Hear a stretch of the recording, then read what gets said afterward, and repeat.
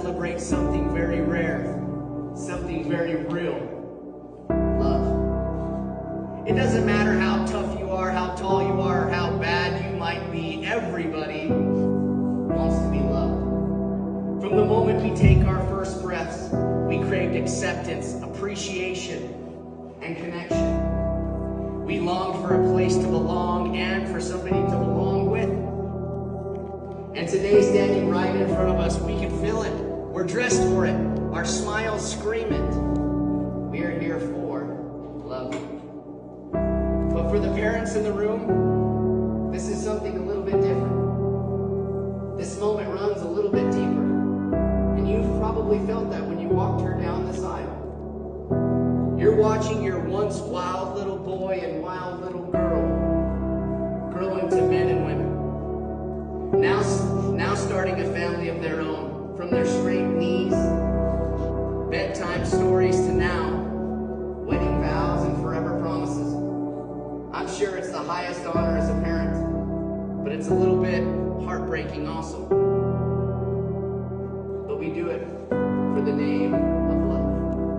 My name is Ryan Stream, and I am the one that is honored to be officiating this marriage today. I am not just the guy with the license. I am the guy that believes in love. I am a brother now to these men up here, and a son-in-law. Marriage is not built on grand gestures. It's built on choice. The choice to show up every single day. The choice to forgive. The choice to respect one another. To keep choosing love even on days when you don't like each other. You know, sometimes Liz says to me, "I love you, but today I do not like you." Sometimes love is hard. It's difficult and it is scary, and there's going to be moments when you guys just don't get along.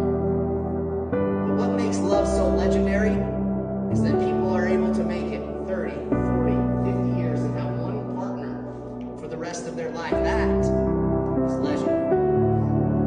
To the groom, my brother-in-law, Ricky. I've seen you grow and I've seen you rise. And I've seen you find one person that helped you change your life and become a better man. That's rare. That is so beautiful, and my friend, that is worth fighting for. I am proud of you, and I know by the tears in your dad's eyes to see his first son, your parents are proud of you.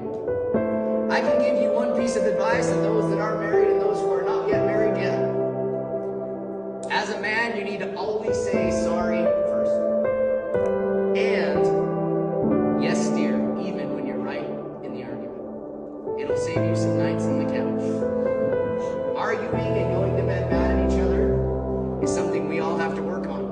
But we all have feelings and emotions, and the best thing that you can do is always say, "I'm sorry" first. To the bride, first of all, you look beautiful, and we're so excited to have you in our family. Makenzee, thank you. Thank you for loving Ricky. And most importantly, thank you for turning it into a man. We already loved you before, but it's so much better to see an upgraded version of Ricky. His family, for some of you that don't know his family, we are full of flavor. Literally, Lorena's cooking is next level. Every meal is homemade, and every time you walk into the kitchen, she will feed you until you say no, and then she'll feed you some, and we love them. Grandpa Ricardo's gonna spoil your kids and teach them how to ride horses and play bing on the drums. Carlos, believe it or not, he's actually a sweetheart, especially when you have little kids. And Elizabeth said something that really touched my heart. She said, "I was never able to have a sister, but now I finally get one. And I know you guys are going to have the best relationship ever."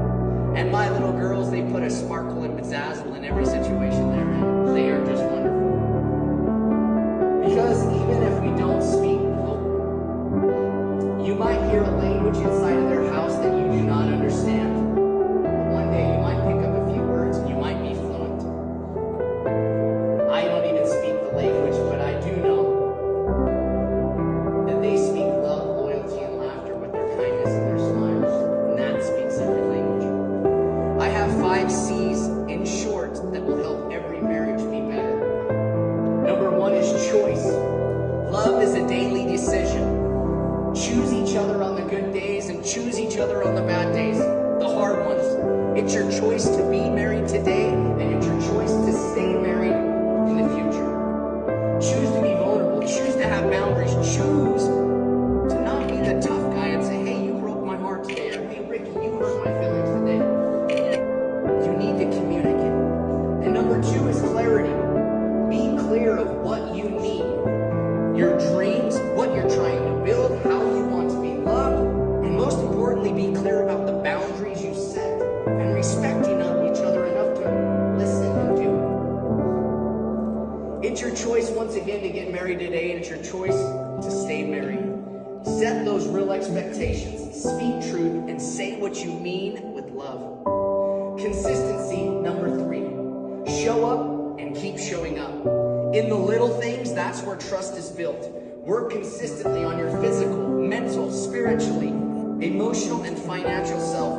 Just don't go through the motions like everybody else in the world. 51% of people today get divorced. Why? They go through the motions. They wake up, they go to work, they come back. That's it.